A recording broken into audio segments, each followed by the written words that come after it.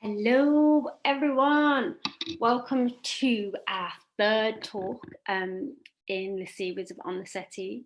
I hope that you've had a good week. I hope that you're all feeling pretty good, especially in these strange times that we're in. I hope that they're starting to get a little bit less strange, hopefully. So I wanted to not only welcome you to On the Settee, but also into the front room, which is the beginning of an ambitious long-term neighbourhood platform in Birmingham to be designed, grown and co-owned by local communities. We are currently online, as you can see, but our physical dreams of having our space will creep back into fruition when it's safe to do that again.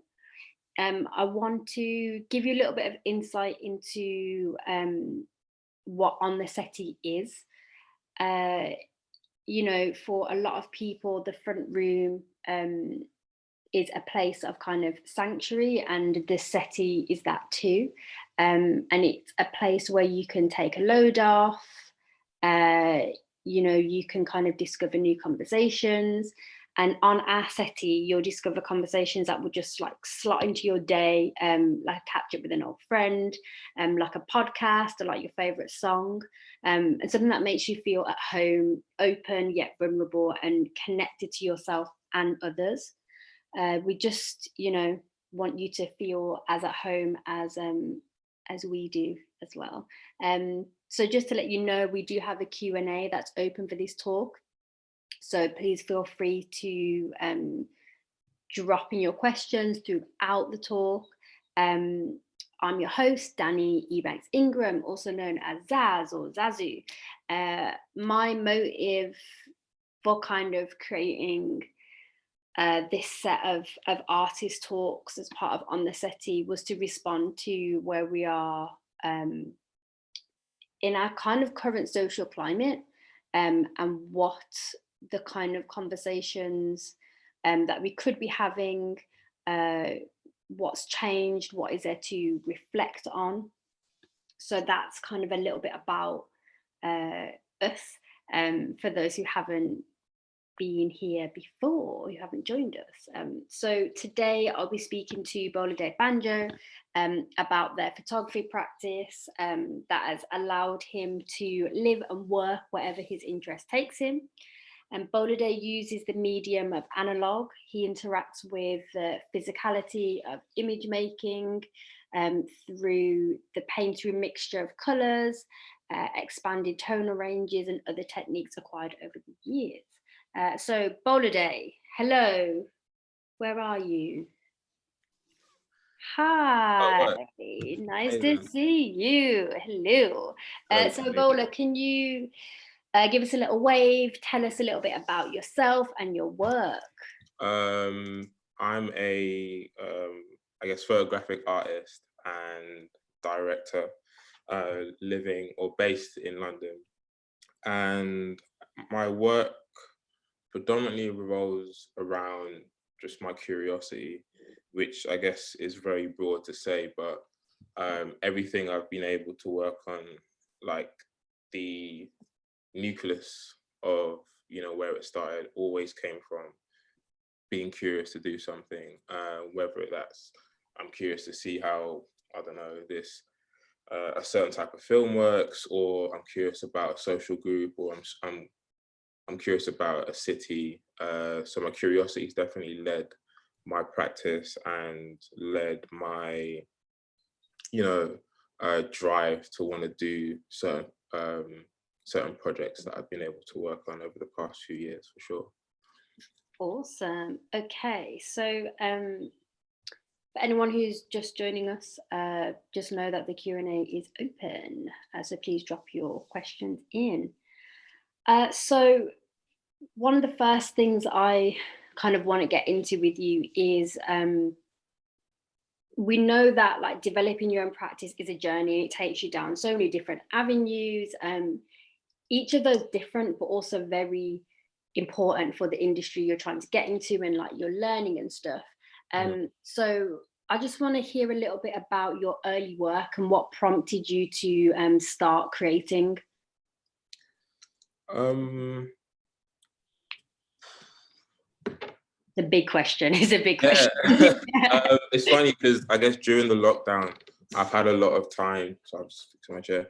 I've had a lot of time to go through, a bunch of archival prints that I've had, and just like random like snapshot stuff that maybe I haven't been able to look at, in recent years. But I guess my early works maybe started in like secondary school, where I was doing a lot of mixed medium art, which was I was doing painting and then sculpture, and but then at the same time I was always fascinated by film and imagery as a whole. So whether it's from photography or cinema, or how billboards are placed in a space, and then for a brief moment I was really interested in spatial architecture, which I think in secondary school I had an internship to work at this interior designer, and then for some reason they pulled out for insurance reasons, and then that got me this, and then my school gave me this last minute internship at this production company, which they did everything from films to stills to post-production, pre-production. And I guess that was where I got really interested in the kind of, I guess, the stage or the show of making films or imagery. But I think my earlier work definitely was just me trying things out. So I remember the first time we went into a darkroom was at sixth form, and that was quite amazing because I'd heard about the darkroom beforehand, but there was not many around. So I think doing that one class at school definitely inspired me to just start taking pictures, and yeah, they were terrible pictures, but they were really funny anyway. But yeah, I think also that stems from a curiosity as well, because I was just curious to see what could be made and how you could produce images from just a simple idea. And that can change once you get into the darkroom, because like the darkroom, you kind of got to see it as Photoshop. So you put an image in Photoshop, but you can go any direction. It could be brighter, darker, high saturation, low saturation. Anything could happen. And I guess as well that that place of something being experimental is always, you're then in a position where you want to try different things. And because I know when you're kind of like doing things in a dark room, depending on how much solution you use, depending on, like, there's all these kind of variables. Yeah. And I guess that's something that, like, it's almost this like playground of testing, and it's like being in a lab. And I think that's one of the things that's really kind of very at the forefront, like in your practice, from what I see anyway. It's this like especially where that you like use light, and it's this experimental thing that kind of like comes through, and I think I see that definitely. So it's quite interesting that that's like one of your kind of like earlier memories of what creating is, and kind of experimenting with that, which is pretty dope. Yeah. Actually thinking back now, it was really funny because when we were doing this class, because with like, when you're at school, you're always trying to like get everything right, or make sure it's to whatever the requirements are. And I remember asking my teacher, and he was like, I was like, oh, what, is this correct? And he was like, it's whatever you perceive it to be is what it's going to be. So if you think it's great and it's a bit dark, then that's fine by you, because whatever you feel is right, then that's all that matters. And I think when he said that was the first time, not the first time, but it was definitely a nice thing to hear, because I guess being at school, everything has to meet whatever criteria. But for the first time, you could do something, and if it was really dark and really, oversaturated, but but I was really into that, that was completely fine. And that maybe started to build up your own narrative of how, you saw the world, because essentially imagery is basically an extension of how you see the world. Oh, it's raining. Yeah. Sorry. It's raining, the weather's changed. Yeah, that's a really beautiful way to think about it, because like, for instance, like my background is like theatre, drama, and there's not really it's binary, like you learn your script, right? And you can bring whatever you want to that character, but in a lot of ways the character's meant to be how the character is, right? So that's that. So it's quite interesting to think about creating work that is like your perception as well. Like, okay, cool, this has come out a bit darker, but I vibe with it. That makes sense to the story or what I'm trying to show or to say, or what I'm feeling. And I think that's a really interesting place to kind of to be, and an important place to be. I think when you're in the early days of your practice, like I think it can be nerve-wracking if you know what you want to do and you're going into it and there's these like binary things that you've got to do. But if you're going into it like just in this way where someone kind of like says something that's a bit profound, like, wow, it is what it is, like, if this is what it's meant to be, it's meant to be. Yeah. And I think it's quite an interesting way to delve into creating, because you're already going into it without any restrictions in a way. And I think that's true. It's purely, it just comes down to what you really want. And I guess it can be applied to any form of art. If you look at a painter, there's no two painters who paint the same. Like it's impossible, because there's a certain way one painter might mix their browns, or they might apply, like a base tone of, a black to, enriching the reds. But there's no one will ever have the same two styles, because everyone approaches it different. And I guess the same can be applied to theatre, because like I'm sure when you've done auditions, like not everyone is saying the exact same lines in the exact same way, because like, the casting director is not looking for someone who can read, because acting is more than reading. Yeah, exactly. And there's this thing where you bring who you are as an individual, right? Like your whole experience goes into how you read those lines, how you perceive those lines, like what does that even mean to you? I've did an audition like last year, and it was really interesting because the script was really like beautifully written, and I went in, did the thing, and then I was actually working with the person who had actually written it.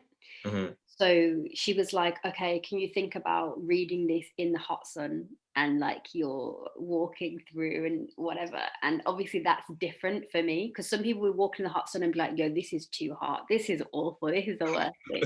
But I'm like, hot sun, yes, give it to me, so it is really about kind of like who you are and how like your perception, your experience kind of comes into that. So leading on from that, I just wanted to kind of go into a little bit more about, so how did you kind of go from that point of being a young person who's looking at creativity, to someone who has like a developed practice, that not only identifies as a photographer, but also identifies as a director? Big questions. It's funny because when you sent it, I looked at it and I was like, damn, how did I do that? What did I do? In all honesty, it's been such a weird progression. So from sixth form in the darkroom, I then went to New York and then lived there for a bit. But I wasn't doing any photography. I was just like, I was working on a radio station, and then I did that for about a few years. But at the same time, I was still taking pictures. So I didn't necessarily have like a moment where I went from being a young creative to a young person to a complete creative. I think I was always creative in a sense, I guess.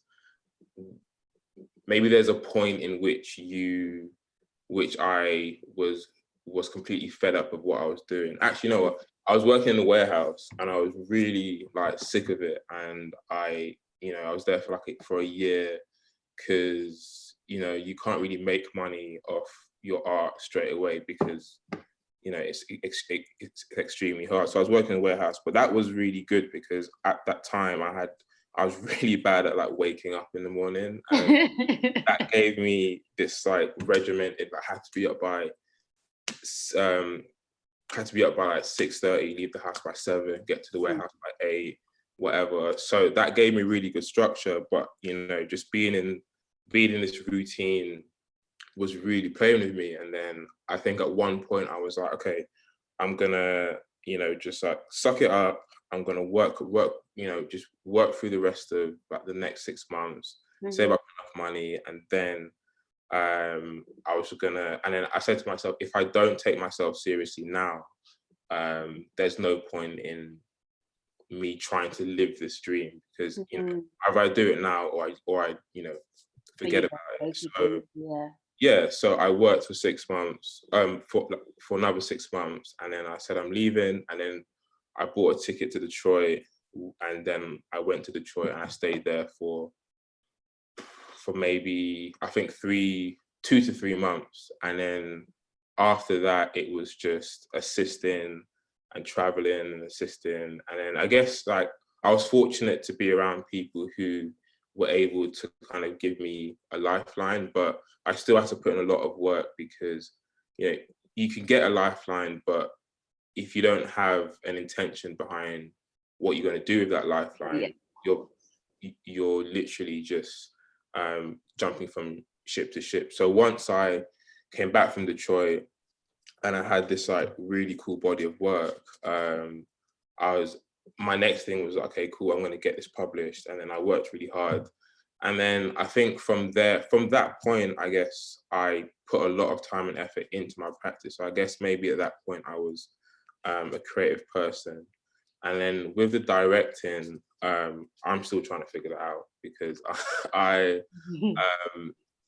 there's a lot that I assumed to be very similar to stills, but it's a whole different ball game in terms of you're working with a huge team depending on the projects, and there's a lot more thought put into it. You can't be spontaneous. You can't just be like, oh, let's just go down there and let's go do this, and oh, that place is nice, because you're having to deal with a lot of people's time and energy. And if it's a low budget project, they're sacrificing a lot to, especially they're entrusting you with this project and with your vision, but also they're giving up a lot of their time. So I personally think I'm still figuring out how to become as comfortable with directing as I am with stills. But it's been really nice so far to be able to work on the things I've been able to do. But I think the point of me making that transition was being really sick and tired of being at the warehouse. But I think that then did give me this sort of like push. Yeah, it was like the motivation. It kind of like pushed your hand. Because I mean, I've worked, oh my gosh, I remember when I first went freelance and I was like, I'm doing this. I feel like I've never ever stopped really doing creative stuff, but there's that moment where you're not doing it, you may not be doing it full time or whatever. So there was this moment when I was like, right, I'm going freelance, that's what I'm doing. And I remember just like absolutely like, constantly working, still not kind of figuring out where I wanted to go, but kind of this push and pull, what you were saying, it's just like you're doing the things, but you're almost trying to make sure that you're not just going from one thing to another, but taking those skills and like using that time well. So it's not just like time, basically time and jobs, but actually like, okay, cool, this is a whole thing. And I really remember being at that point in like my career and just being like, okay, cool, this is fine, this is great, but it's also really hard. It's like the graft at that point is, you know, it's almost like this new thing that you haven't felt before, because it's like when you're no one tells you what to do. no one tells you what to do, you're just there and you're like, okay, well. And then you like might meet someone in a process and they say, oh, I'm doing this thing, and you're like, oh, that's interesting, and then you kind of look into that a bit more, and then you kind of keep in contact with that person, and then like a couple of months down the line they say, oh, I'm working on this, like you should come and work on this thing too, or whatever. And I think in that time it is almost like one of the best times, but also one of the, sometimes it feels like the most unsettled as well. Yeah, it's doing the I thing. think, yeah, that's the whole, that's the spectrum of freelancing. I think in like of course, like, I'm sure we have so many friends who are freelancers, and I'm not even just like art, but being an artist in general is you know, you can go to art school, you can teach you about the practice and how to, you know, make the work, but a lot of the time you're spending thinking about, there's obviously the practicality of making the work, but then there's the mental capacity you have to have to make the work, and to get to the to have the mental capacity to do that, you have to feel completely comfortable in your own homestay or your livelihood. And that's like something that you're never told, that this is like, you're gonna feel really whack in the morning. You're gonna wake up being like, oh, can I do another day of this? Blah blah blah. But that's the process that you like. People have to go through that. Any artist, any freelancer has to go through that, because it's you being able to get out of bed and push through to, you know, to go to the studio, or to go to the office, or to, you know, or to, you know, call this record label, makes you enjoy what you're doing. But yeah, that's what no one ever tells you, that you have to spend a lot of time like you spend a lot of time overthinking, I think. Yeah, and really being like like in your head about yourself. It's one thing being like, did like, I hope this like project comes out well, blah blah, but it's another thing being like, am I okay, can I do it, am I good enough?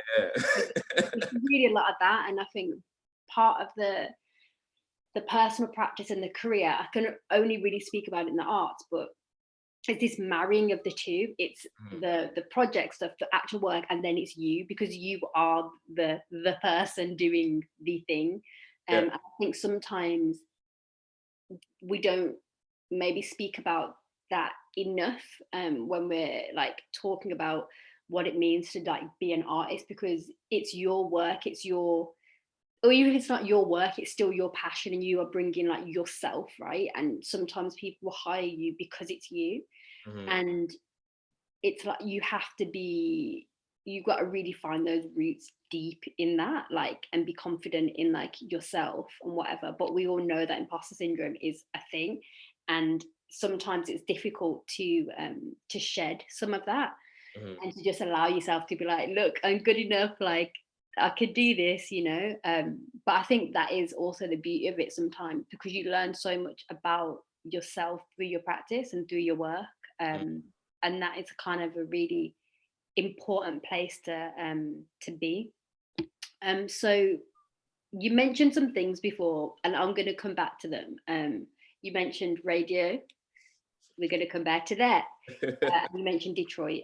So we're going to kind of come back to some of those things. So we kind of touched on it really, but what I kind of wanted to maybe hone in on a little bit is, were there things like that you were doing personally that you really took into like the commercial world? So I guess this is a bit of a more of a fast forward into your career.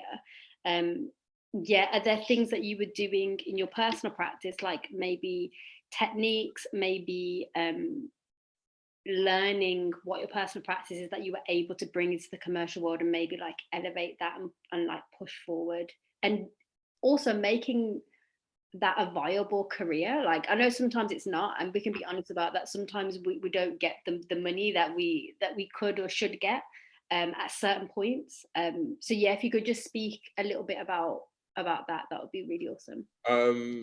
I think bringing regarding the commercial side of my practice, um, I've always really wanted to make sure my commercial work and my personal work have been pretty much like hand in hand. Mm-hmm. But what, that's me through 2 years ago, before going into it. The reality of it is that sometimes it just doesn't work, and that's just how it is. And I think a great example is that you're at university and you have like a group project and you have this crazy idea, but you know your tutor and your teacher and your classmates are like, look, we need to stick to the brief, because at the end of the day, like, it comes down to the brief. But I think what I feel like I've been able to do in the commercial world is maybe bring like my friends and my community into that, which is also very much a huge influence for my personal work. So I think I can definitely look back and say that, on each job that I've been able to do, I've been able to work with people who I'm extremely close to, that I've known for years, or and we just have a very like close connection. And maybe, I guess, another thing that I would have brought to the commercial world is maybe my printing style and technique, because printing everything myself is extremely tiring and long. But I think I'm quite adamant in a very specific color palette, because I think it feels more human when you're able to spend time with the image more, like, rather than maybe quickly sift through them and send the edit. But then if you're able to sit with it for a bit longer, spend time in the print and the retouch, then that for me is just as important as a personal project, because I've been able to put my touch onto something that will be seen on a different level. And that is a really great achievement to have. But I think in the commercial world, you do have to be aware that you're going to have to let go of a lot of your personal tropes, because at the end of the day, like with school, it's a brief and you have to meet that brief. And some people just want the image how the image is supposed to be, and that's all you can do. But you can only do as much as you can, which is, for me, is to make sure I print every picture that I work on, to make sure it has a real humanistic feel to it. And apart from that, try and work with a community of people that we are all in it together. We all have the intentions to make something interesting, and then the client can do whatever they want with that, because it's a job. Yeah, I feel that. There's a illustrator and designer called Kate Moros, and they did a talk where they were basically saying, like, I'm not gonna like fight with the client over which like green to use, like Yeah, because there's there is a brief, and it's almost like, but because they're very aware of their own style, they don't need to argue with a client over what green to use, because yeah, there's still so many distinctive things that are their style. yeah. So it's really interesting what you were saying about kind of um, being able to kind of bring your friends in that you've been working with for years onto certain projects. I guess for full kind of like transparency, we've known each other for a long time Oh, because really? we are related. You are Oh, my wow. cousin. Wow, that's behavior. But I'm saying that because I remember when did I cut? So I came to stay with you when I was like 18 for like 2 weeks. Remember that summer after we got back from Jamaica? And I always remember that you were like, even at that time, you were very much like, oh, I want to like work on this thing or whatever. I remember you saying to me, I want to work on a magazine.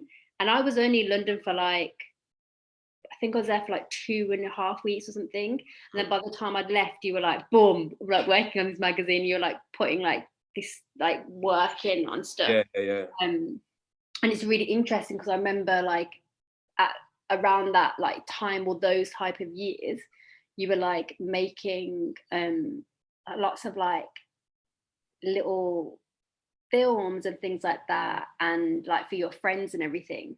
And it's really interesting because when I look at the work that you do commercially, I see that, and I see that like exploration, and it's pretty dope because I was like on your Vimeo, like looking at all your old stuff from like 2017 or something. I mean, not 2017, that wasn't actually that long ago, but just like earlier than that. And it's really interesting to see how you've still really stayed into your own kind of like identity, and really brought all of that through into work that is like a job, and kind of really retained who you are in that. And I think for a lot of artists that can be quite difficult for people, because there can be a point where you feel like you're selling yourself in a way, like letting yourself go because you're working to a brief. And I think actually it does take a lot to, it goes back to this thing that we're saying, really having confidence in your personal practice, and those things that you can pull out and kind of move forward. And it's really interesting because actually sometimes you can really get caught up in a brief. Yeah. You just can, and get caught up in really the bad. You're like, oh, why? Like, we need to change this. We need to fix it. yeah. There's almost you have to see it as everything. How I see it, and have always seen it, is everything you do, you're gonna learn from it, regardless if it's the smallest thing or the biggest thing.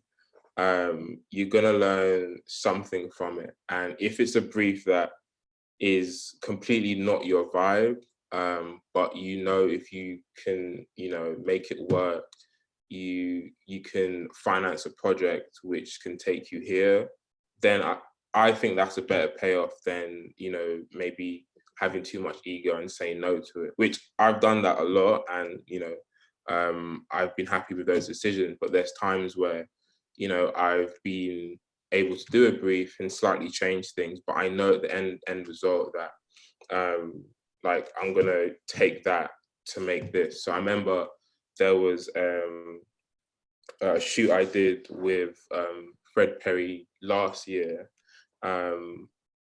I wanted to do it because it was my friend who was the designer, and we were shooting Mansell Brown, who's an amazing musician. So I was excited on those terms, but then I was really excited because my friend Slaus Malone, who's a musician from LA via New York, he had just made this incredible album, and I was really obsessed with this one song, and I'd never done a music video before, before. And I was like, I really want to do this video. So I, did that job, and then I used the money from that job to do the video because. Is this video, is it The Wake?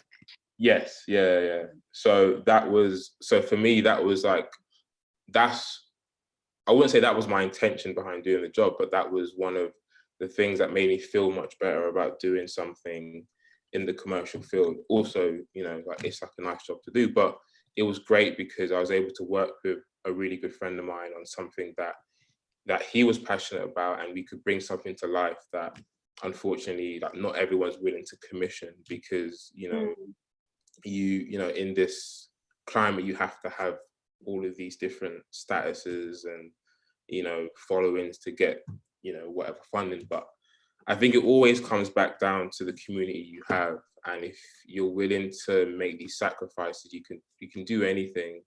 But know that it's going to take a lot of hard work, because that video was a nightmare to make. But I'm really happy that we did it, because I learned so much about, again, working with a team and valuing people's time. And again, yeah, every single thing you learn from. And yeah, there's nothing that I haven't done that I don't think I've not learned anything from it. Wow. Okay. I think we will actually play that video towards the end, because I personally really love that video. So we'll play that too. Okay. So moving kind of on, I guess, to where we are now in these current times. As if like lots of creative industries and just industries in general, you know, the current pandemic will have a lasting effect. And I just wanted to kind of talk about, what have your adjustments been like? What have your realizations been, challenges, strengths at this time? My realizations, I guess they've been there already, but maybe during this period, they've definitely been reaffirmed. And that kind of comes back to having so much time to think and to, you know, go over things and reassess stuff and understand, you know, the things that I enjoy doing. So I guess scanning, you know, like things maybe from our family archive to, you know, pictures that I'm finding like in the studio. Yeah. I'm realizing that my interests are still, you know, at its core, comes down to people, and I've always been interested in that. But I think, of course, because of how, you know, the snowball effects of, you know, the industry works, you get caught up in trying to chase this end goal. But having this time to pause and think, my realizations is that maybe I just want to focus more on the things that I've done and to bring those to life, because there's a few things that I've maybe put on hold because, you know, we've been busy with stuff. And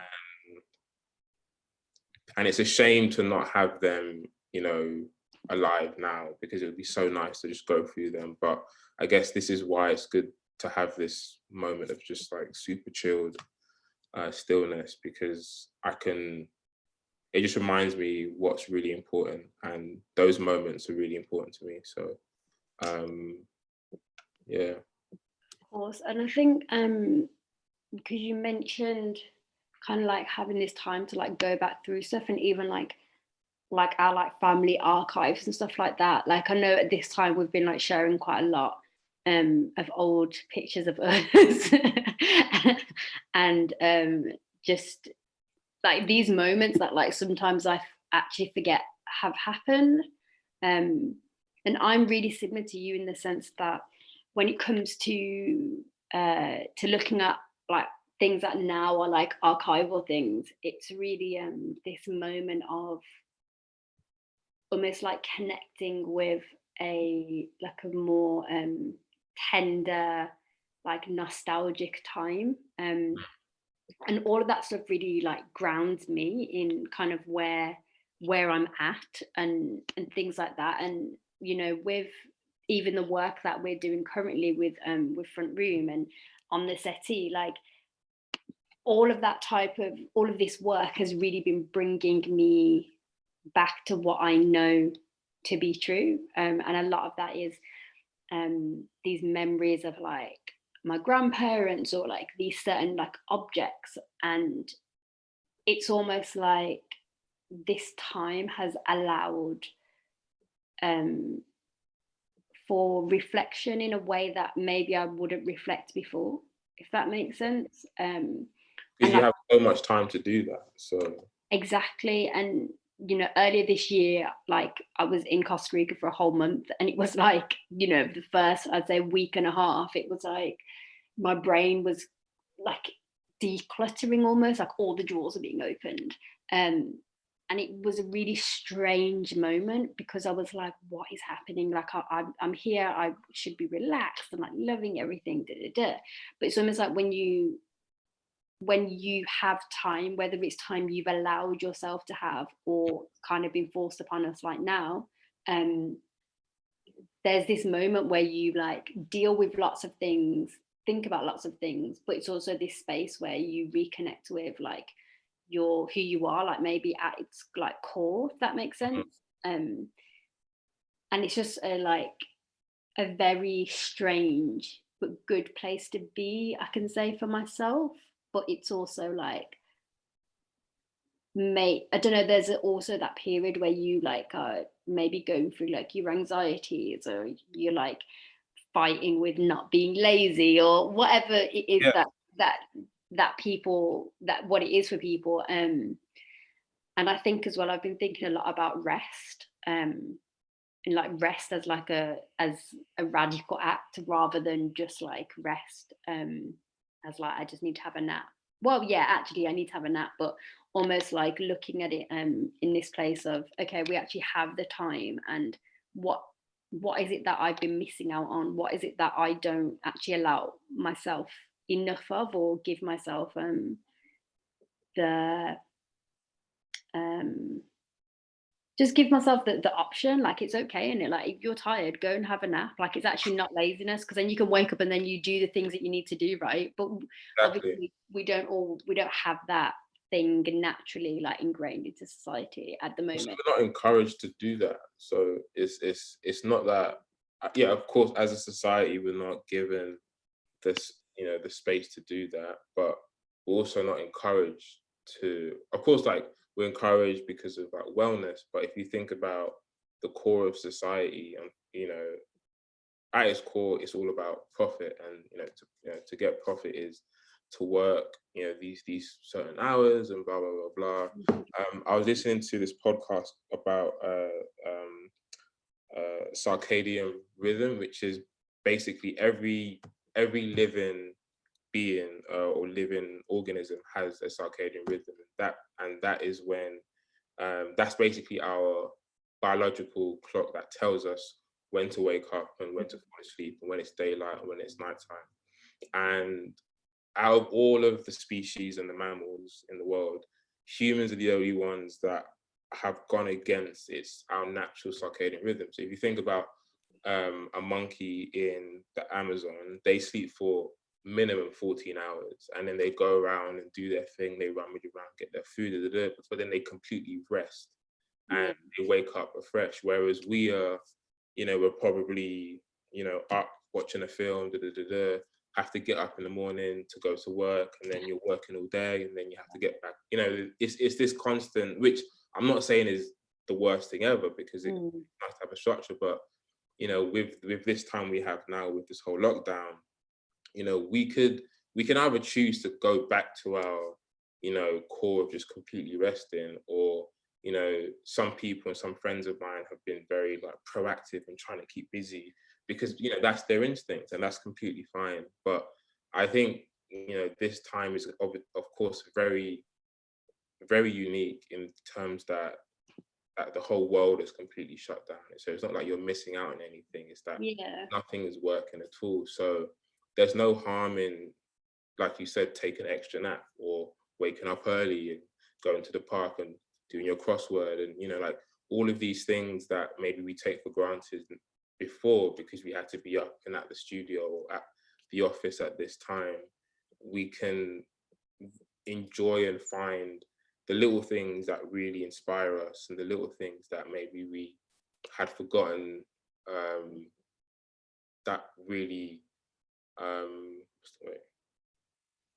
That we forgot, that really motivates us. It plays a big part into what's like important to us, right? So I just want to swing back into your practice. So you mentioned Detroit. We have a question about Detroit as well, but for now, I just want to speak a little bit about this piece of work, They Think Brighter Than You Shine. If you can just talk to us a bit about that, that would be really awesome. I haven't put any of the write-up on here about it because I want you to like speak about it. I could have done it. I could have just been like, hey, here it is. But I'd really like you to kind of speak on it. No, of course. So after I left the warehouse, I went to Detroit for maybe 2 to 3 months, and having stayed with a few friends, my good friend Joey Tulanes, who is a musician, and John FM, and I met all these amazing musicians from Jay Daniels to all these really cool kids, and then spending time there, I got to know some of the locals, and I met this principal, Angel, who is a principal at the Western International High School, which is in a community which is largely Hispanic, which is on the north side of Detroit. And because I was, and then when I went to the school, I was really taken aback by, how well dressed, not how well dressed, but how proud these young men were of their uniform, and, how they were very regimented in their practice. And then so I was speaking to the principal and their guidance counselor. I was given the chance to, spend 2 days with them in the practice and the game. And so I documented them. But what I found was really interesting was the time I spent with the musicians in Detroit and the time I spent with these young athletes was really inspiring, because there was this huge similarity between the mindsets of everyone there, and this motif of perseverance was very present in how people thought, how people communicated. Perseverance for the athletes, because they were extremely inspired to be the best at what they're doing, and the perseverance for the musicians of Detroit. And I remember Noel Young, who's a jazz musician who I interviewed, he said that if you can't handle the jazz scene in New York, then you can't handle sorry, not New York. If you can't handle the jazz scene in Detroit, you can't handle jazz at all. Because what he was saying, that because Detroit as a city has gone through so much change, politically, socially, economically, and because at one point it was the epicenter for the car industry, for jobs in America, and then within the space of 10 years, it became maybe one of the poorest, the poorest states. And obviously of recent, we've had the Flint water crisis in Michigan. So the whole state has a really interesting history.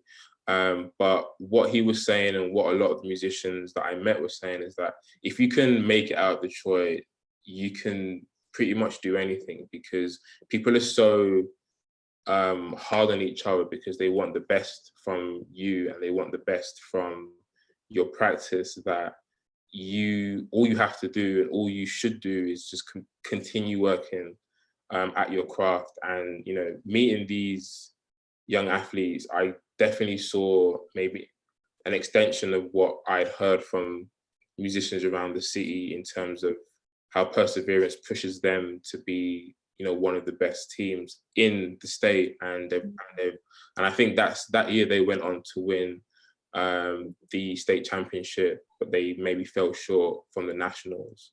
Okay.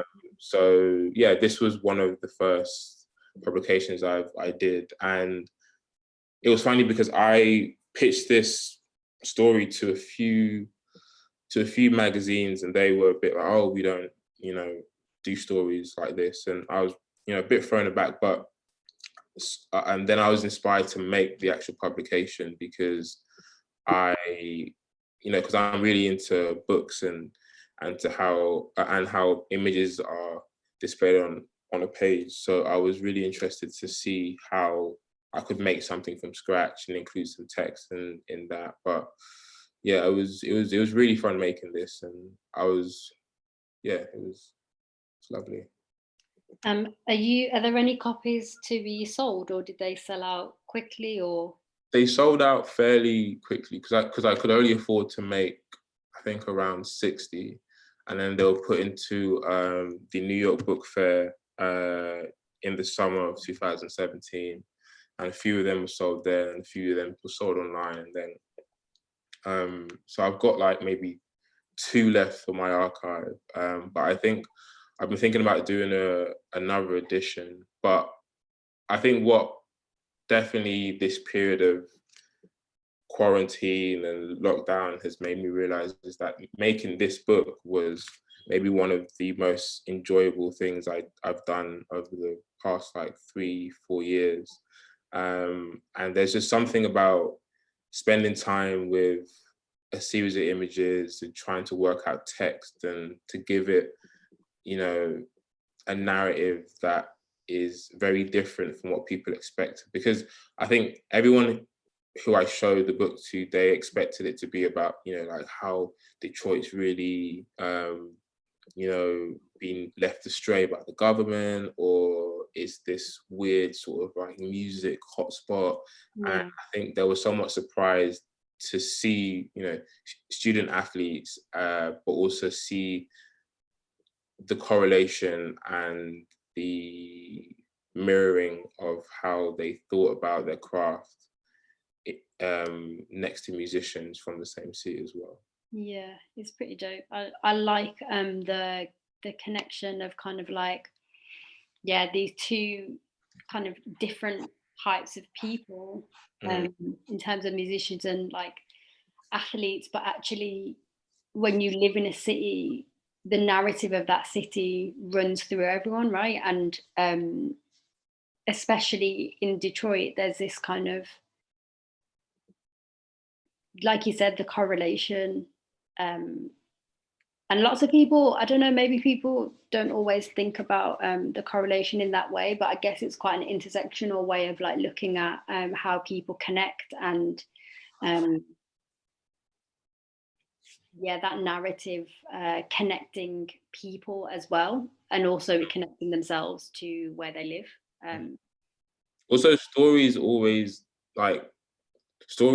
seem to go in cycles, or they seem to repeat themselves. So um, hearing the experiences of, you know, like Jay Daniels living, you know, in one part of Detroit, and you hear a story of someone who lives in another part of Detroit, and then I meet these young men. You realize that despite of their geographic difference, the story is pretty much the same. And I also thought it was really interesting that Detroit definitely symbolized what maybe we know as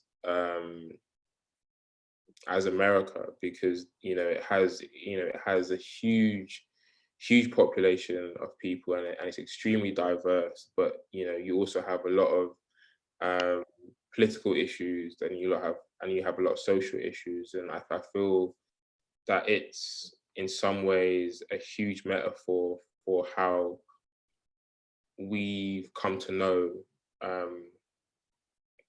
America, and how, you know, it works politically and socially. But it was just interesting how one city for me summarized what I experience when I go to different parts of America. Yeah, of course. So you kind of already answered one of our Q&A questions, which was from Imi, just basically wanting to hear a bit more about Detroit and what your experiences were there. But the other part of the question is, how does it compare to like the UK like experience? Obviously you live in London, so is there any like correlations there? Was there points of like realization for you of difference and change? I guess I couldn't necessarily compare Detroit to London, but the the idea of perseverance is still definitely linked to artists and creatives within the UK, because like I'm sure a lot of the musicians in London or Birmingham or Manchester or around the UK will definitely say, if you can't make it out of this place, you can't do it as a whole, because as you see with the London music scene now, it's extremely vibrant. There's so much happening. There's so much diversity. But I'm sure as an upcoming musician, to be amongst that is quite intimidating, which is the same thing for musicians in Detroit. It's because the city has such a history in Motown, dance, and techno. There's already such high stakes for anyone trying to pursue that. So you do feel this pressure. And I think the same thing applies for any metropolitan city which has a history of huge cultural diversity and musical diversity, or even arts diversity, that anyone who's trying to make their way or leave their stamp is always going to feel somewhat intimidated. But you just have to push through and persevere beyond all of these landmines that industry or society might throw your way. Yeah, all the isms and schisms. Isms and schisms, yeah, of everyday life. But yeah, I think, and then also I think because I went to Detroit because I heard so much about the city, especially it being the home of Ford Motors and all of the political scandals between the mayor. So I went knowing these things beforehand, but I guess my curiosity was more inclined to go and find out for myself and meet people and to hear their stories. And it's funny because we would hardly talk about anything that I've read beforehand, but I'll just learn a whole bunch of new things about the music there, or the culture there, or how people really work with each other to start afresh, and also how the church community in Detroit plays a huge role for community outreach, because there's not that many charities that are based there. So which is a common thread of support around, I guess, the US and the UK, is that churches always seem to be somewhat of a community support center. Yeah, very much like integral to kind of giving people place, giving people shelter. Yeah, all of those things. And I think when you're in a place where like you said, Detroit has this really rich history, churches often are rooted in those places, especially when it comes to supporting like a lot of infrastructure in like local areas on like a local level, which is really interesting. Okay, so we're kind of like into the Q&A section now. And I have a question for the Q&A. You mentioned radio, and I'm like, I want to know more,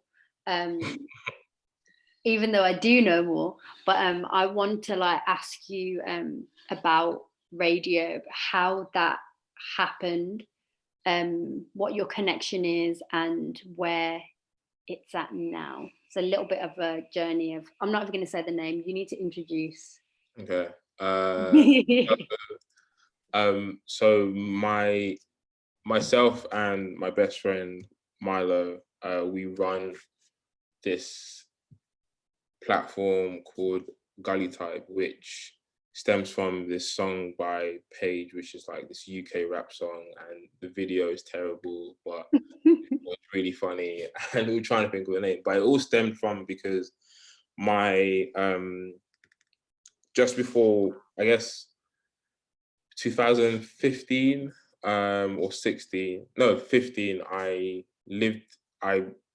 stayed in New York for 2/3 months, and I got this internship at a radio station called No Wave. And again, I went there with the intention to take pictures, and I basically spent the whole summer running around the city, like, helping program shows and meeting people, which looking back now was really integral into, I guess, to have a community of friends in New York now. So once that time period had died down and I had to come back to London, I came back, and the owner, I was like, look, like, we should bring this to London because I have nothing to do, because I just dropped out of university. So I was like, I want to, bring this here, and we can start working on this here. And the first shows we did were my show, Gully Type, and we did them from my bedroom, Milo's room, and it was just, the whole point of it was because we all had, I guess we just finished sixth form and secondary school, and we knew that as a friendship group we wouldn't always be around each other. So we were like, let's just do a radio show once a month, and we can invite our friends that we haven't seen in ages, or they could tune in, and it could be this kind of way for us to communicate. And yeah, it was such a fun platform, because we didn't know what we were doing. We didn't know that people actually listened to it. We were just talking a lot of nonsense about. I don't know. I don't think it was nonsense at all. Like, not nonsense, but it was like, I'm sure we talked about gentrification like maybe every other 100%. episode, and at that point, like, okay, we gotta stop talking about this. But it was a really nice way to make sure we all stayed connected, because we knew that, because we're not going to see each other, we're not living in the same area, like, friends went to university, and it was just like a great way for us to, always check in with each other. And then as the years progressed, myself and Milo, we extended it on, and we started doing merchandising, and now we have a website which we're trying to, which we have contributors who, just want to share information. And the idea behind the website stemmed from the fact that we were really tired of a lot of online platforms and websites, because everything was pretty much the same conversation. Everyone was talking about, I don't know, like, what's the best romance film to watch, or all these things that, are great, but because we grew up on blogs that, we would just spend hours on just these weird sites, just finding information, and that's how we kind of grew our taste and interest in. So we were quite keen to make something that resembled that and was free from any sort of commerce and advertising. So that's what we have now. And then, yeah, we've done parties in New York, Tokyo, and then a few in London, but parties are very long and tiring. And getting the space. Yeah, but it's been really nice to have it, just because we don't take it super serious, but because we both have jobs that, take up a lot of our time, but we definitely see it as something we can come and join forces and, collaborate with people, and, bring people on that we've always been interested in. So there's a lot that we've learned from doing it, and yes, it's just been nice to, I guess, meet people and still explore in a way. Yeah, just play music and enjoy it wherever you are. Okay, so we have another question from Alison Baskerville. Do you have a favorite type of film? Favorite type of film? At the moment, me and my girlfriend are watching a lot of suspense films. So I won't say it's my favorite type of film, because there's been a few that we've been terrible, but I think I definitely do enjoy films that leave me questioning and wanting to probably rewatch it to make sure I haven't missed anything. So you kind of sit with it for a few days I think the best film like that I watched recently was not recently, but The Skin I Live In by Pedro Artmundo, who's like a Spanish director, and then we've been watching a few of his films. But that film was definitely like, I had a lot of questions after watching that. So I think suspense and comedy is always a good one because it's always nice to laugh. It's always nice to laugh. It's always nice to laugh, yeah. I'm really into Spanish films, but by like Spanish directors. My partner's Spanish, so I guess there's always kind of this pull to watch more Spanish things anyway. But I know exactly what you mean when you're like talking about like the suspense films. I'm someone who like likes to watch anything that's a bit weird, anything that yeah. And that's a bit weird. Anything that like you kind of like, I kind of need to watch again. I need to like kind of check this out. And Ali's kind of followed up and just said, have you seen All About Lily Chow Chow? I have not. Okay, I'm going to send you the link to that. That seems pretty interesting. I'm going to post it in the chat. So we are kind of getting to the point where we're wrapping up now, which this is the first ever time I've finished on time. Wow. Well, actually, it's like it's such a couple minutes early. I can't believe it. But I would really like to finish with playing video that you spoke about, because I think for the other talks that I've done, you know, we've kind of focused on practice and things like that, and obviously we have too. But I really want to share some of your film work, because I think it's pretty dope, and I'd like to do that. So I'm just going to share my screen, and I know that you're proud of this work too, so I want to share. Let's have a look. What did you say? Very emotional. Okay. All the hours. Come on, we can do it.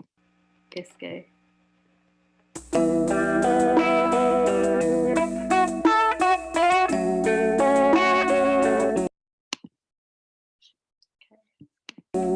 Standing, staring.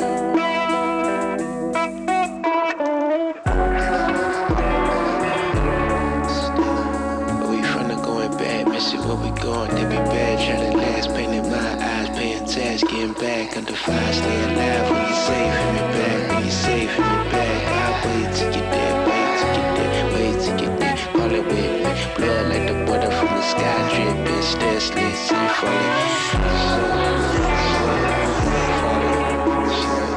Standing, staring, standing, staring.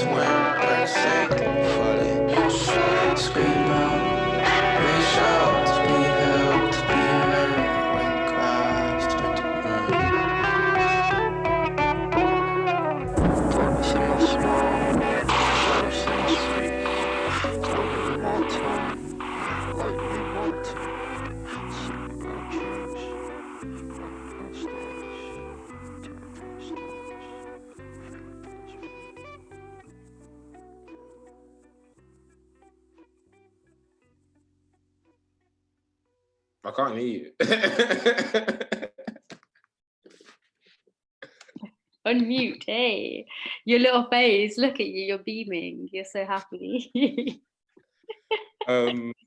Yeah, it's fun. It's really great, really great project to work on. Yeah. Bola, can I just ask you for 2 quick pieces of advice for creatives working in lockdown? One piece of advice is don't worry about the future. Not to sound so not to sound so bleak, but I feel like this time we can only enjoy what's happening right now. And then maybe the other piece of advice is um, talk and spend as much time with your loved ones and the people you care about, because you have so much time right now. So there's no reason not to. Amazing. So thank you so much for sharing with us. I really appreciate it. It's been great to talk to you. I think it's probably been the first time that we've actually sat down like this and properly spoken loads about your work, because normally it's just jokes and sometimes some deep stuff. Yeah. But yeah, so thank you so much for sitting down with us. Thank you to people that are in the call, and also thank you to people that are watching this stream. We appreciate you. Thank you very much. I am gonna share my screen for which is the next talk next week, which is with Cass, and Cass will be talking about grief and dealing with grief and the normality of loss, and this will be the end of the artist series of On the Settee, which is absolutely wild to think that it's like just come and gone so quickly. So yeah, for everyone that's like tuned in, please tune in with us next week. And yeah, thank you to everyone. So I'm just going to leave the screen up so you can write down some dates and some times. And Bola, again, thank you so much for connecting with us today. It's been great. Thank you. And thanks again. And I think you guys are doing really amazing stuff. And I look forward to popping down to sit on Settee. Yay. Thank you. Bye. Thanks so much. Bye.